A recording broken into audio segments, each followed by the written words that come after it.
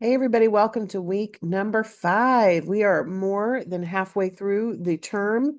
So now is a really good time to make sure that if there is anything that you have missed from units 1 through 4, that you get in contact with me. Let me know what I can do to help and get those turned in as soon as possible. So let's go ahead and take a look at what's happening this week. All right. So Unit 5's theme is awareness, and we're going to be focusing on belonging, inclusion, the problems that we sometimes encounter with bias, because all people have biases. It's perfectly normal. Um, how to advocate for yourself and how to do some self-reflection. Okay. One of the things that we're going to focus on this week is that you will be using information as you write for academic purposes. You will be using information to support your opinion. And opinion sometimes gets a really bad rap because, we say, well, everybody has an opinion. And that's true. A well-supported opinion, however, is considered something good that we use to argue with each other and that we use to engage with dialogue with each other. Um, we're not very good at dialoguing these days, but throughout history, we have been able to communicate with others and support our positions on things. And so that's what we're going to focus on this week. As usual, you will want to start with the readings and resources and make sure that you go through all of those before tackling any of the graded assignments. This week, we have 3 chapters in the Johnson textbook, focusing on things surrounding academic writing. So chapter 2 is about researching, and you are going to be doing a lot of research in your academic writing careers. Most of the research that you do in English 107 comes from the stuff that we provide for you. But ultimately, when you are out in the real world or in some of your upper level classes that you'll be writing papers in, it's going to be up to you to research and gather information, not just data, not just facts, but also what other opinions or what other people in that field say. So expert opinion, we call that. Chapter 6 is on the basics of academic writing. And so we need to focus in on what is different about academic writing compared to, say, writing a poem or writing a short story or writing a blog post. There are certain rules and regulations that come along with academic writing. Most people file those under the APA headline, but that's not just, APA is not just about it's not just about that. It is a set of rules for how we present information, but it goes beyond that. So chapter 6, academic writing. And then chapter 9 is about reducing bias. Now, I mentioned earlier that as humans, we all have bias. That is 100% normal. It is 100% to be expected. But we want to be as objective and as unbiased as we can, especially when we are trying to communicate with people who may have different biases than we do. So chapter 9 is on that. Then we have 2 readings, one of which will become your focus for your writing assignment this week. We have a poem. I am offering this poem by J.S. Bacco from 1990. And it is a poem that you will be able to not only read on the Poetry Foundation website, but you will be able to see it delivered by the poet himself. So there's a video, we haven't scrolled down yet, but this is the video. Jimmy Santiago Baca is reading his poem. So you will be able to see that poem and hear that poem, which is kind of nice. Then we have an article called Building Belonging in the Workplace. How can we blend work and life so that companies and employees pursue potential together? You get to choose whether you want to write about the poem or whether you want to write about the article. For some people, poetry is a little overwhelming. And so for you, you might feel more comfortable working with the article. But a lot of people really love poetry, music, and things like that, creative writing. And so you have the option to focus on the poem instead. So you'll be using one of those in your assignment this week. There is also a video about belonging and a video about inclusion.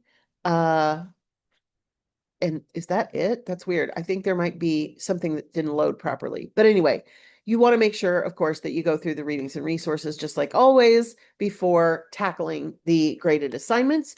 You also want to take part in the interactive exercise this week, which helps you delve into the notion of facts versus opinion. It is impossible to use only facts, pretty much. And so we do use opinion, but we have to support that opinion with facts and with other experts in whatever field it is that we're writing about. Unit 5's discussion board is about self-awareness, and it's going to ask you to reflect on the course so far. What are some of the assignments that benefited you? What were some areas you struggled with in class? And then share one particular assignment in our class that you thought was interesting, helpful, or unexpected, and why. Okay. Remember, you want to write about your own personal experiences here. This is not about, the course to somebody else. This is about your interaction with the particular assignments that we have had. Maybe there was a particular reading that you found helpful. Maybe it was on growth mindset, one of those kinds of things, whatever the case may be. I want to hear from you personally, and you need to be specific. Okay. Keep your answer at about a paragraph, probably 6 or more sentences as usual. And then when you respond to others, you want to aim for 3 to 5 sentences and make sure that you ask them a question or two. Okay. Also, make sure that you answer any questions that are posed to you by either me or by your classmates. That's a hard one to remember to come back and look at sometimes. Second assignment this week is the journal. So we actually have 3 graded assignments this week. I know that's a lot, but you've got this. The journal 2, of course, is about a paragraph. Now, many people write 2 paragraphs on this particular one simply because there's sort of 2 parts to it. So this journal focuses on both biases and stereotypes. So on the stereotype side, have you ever been stereotyped or judged based on the way you speak or look? Do you ever wonder what you might do if faced with bias or if you felt you were being stereotyped unfairly? So this is more of kind of like a public facing thing. There's always an example that I like to give that happened to me once when I was in graduate school. I went into a department store, like a Macy's. It wasn't Macy's, but like a Macy's, that has certain areas where like you've got the more expensive purses, for example, that are behind the counter, and you have to go and talk to a person and get that purse. You can't just go get it off the floor and take it to a cashier, right? So I was buying a purse, my first, what I considered really expensive purse. I know now there's purses that are a lot more expensive, but anyway, I was buying what I considered to be a really expensive purse because I was going to be getting out of graduate school. I was going to be going on job interviews and I needed something professional. So this was the whole purpose for buying this. And I walked into the store and I went up to the counter and I had kind of already picked what I wanted because, you can see them. Nobody would wait on me. Not a single solitary soul asked if I needed help behind the counter. Sometimes you can't escape from people asking you if you need help out on the floor. But here I was with money going to buy this purse and nobody would wait on me. And I felt, I don't know, but I felt like maybe they thought I looked too young, or maybe I didn't dress like a person who would buy an expensive purse. Whatever the reason was, I felt like I was being stereotyped or judged. Now, was I? I don't know. Maybe they just don't like to wait on people. It may have been all my perception, but that was something that happened to me where I really felt like I had been judged and stereotyped based on how I looked, what I was wearing, whatever the case may be. So that's the first part. And a lot of people, like I said, will create a second paragraph for the second part because they really are completely different things. So first one is about your own personal experiences being stereotyped or judged. And then the second one is more of a theoretical thing. Consider the following scenario. You think you have been given an unfair grade and are not sure why. So how do you proceed? Share the steps you would take. So this, and it may be something that's actually happened to you, but it may not. It may be more of a theoretical kind of thing. So how would you approach your professor? What would you do? Share the steps that you would take. So like I said, most people create two separate paragraphs for this journal just because there's two things going on. Unit 5, the writing assignment, is about either the poem by J.S. Bacco or that article. So let's take a look at the assignment sheet. You will notice that the template is not linked here, but I'm going to give you a sample document that you can get started with. And of course, you can always access the APA template under the APA link on the side. So let's take a look at the assignment first, and then we'll take a look at the sample. Now, this week, you are going to be creating a short essay rather than a single paragraph. You are also going to have both a title page and an APA reference page. This is required this week. So remember back in Unit 2, when we found a source to use, you had the option of just including a link or including the real full-on APA reference. This week, there's no option. You have to have a fully documented source, and they're chosen for you. So you'll either use the poem or you'll use the article. The citations are already ready for you as well, and we'll take a look at where to find those.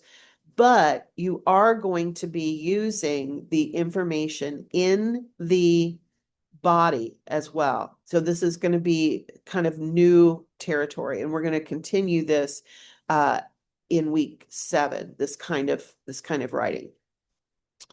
Write one paragraph of at least 3 sentences. Now, you notice these paragraphs are not required to be 6 or more sentences. So even though you have to write 3 paragraphs, they don't have to be super long. They can be longer than 3 sentences, and honestly, most paragraphs are. But write one paragraph of at least 3 sentences to respond to each of the questions. Your response, of course, then will be a total of at least 3 paragraphs with at least 3 sentences in each one of them.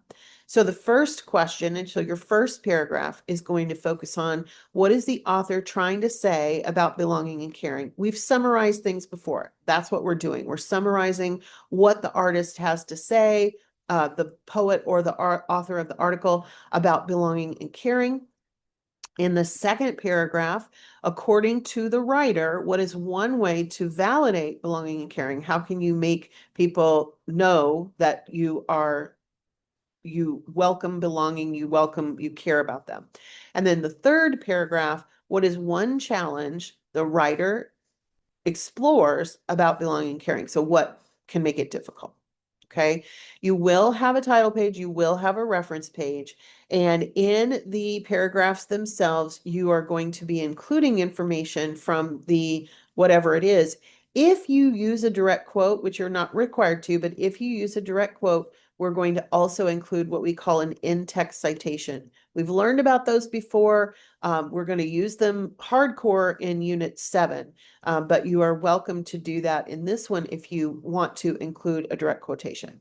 As usual, you will want to look over the rubric, make sure that you meet all of the requirements. Notice that again, and I know that some of you were not happy about this on that one, but again, you either include the title page and reference page or you don't. So this means, and a lot of people got mad about that with the last one, but the reality is if you have it, but there's errors on it, you're still going to get credit for having done it. So this is not necessarily a bad thing. So anyway, that is the rubric. Back to the sample. Okay, so this is your sample, and I'm gonna make this a little bit bigger so that we can actually read it. Let's do page width. There we go. It's already set up for you. The only thing that hasn't been updated is the date. So let me go ahead and change that so that it's ready for you to use. The Sunday date is, let me double check, the 27th. Okay. There we go. Okay. So title page, you have in the header, you have the page number. On the top of the title page, you have the bold title, not big, not italics, not anything else, but it is in bold. You have one blank line, and then you have your full name, Department of English Post University, the course, Power of Words, and then my name, and then of course the date. On the next page, you have again the bold title at the top of page 2, and then we have the 3 paragraphs. Now, I have put the prompts here. You do not need to include those sentences, although you can if it helps you. So notice here, what is the author trying to say about belonging and caring? What is one way to validate? And then the last one is about what is a challenge that the author explores. Okay. So you are only going to have one citation, possibly. I have put all 3 potential ones on here for your benefit. Okay. So these are the 3. This is the poem.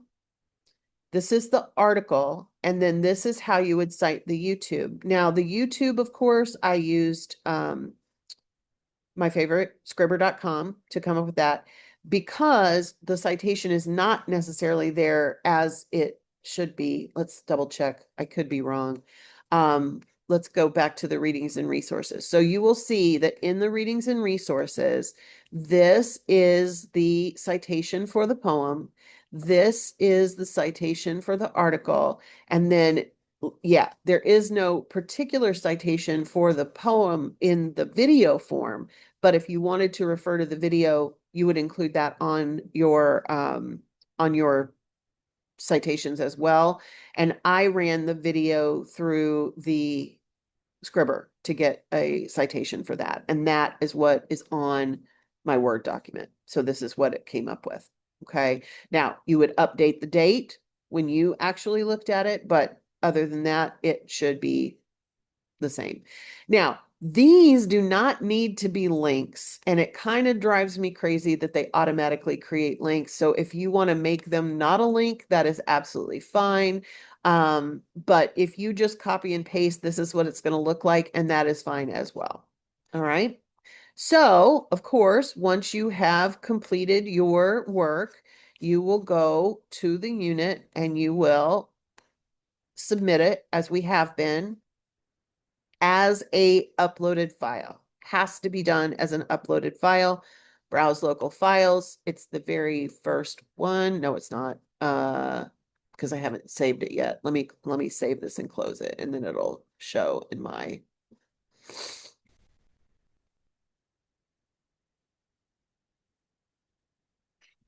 there we go. Now it's the first one. Browse files.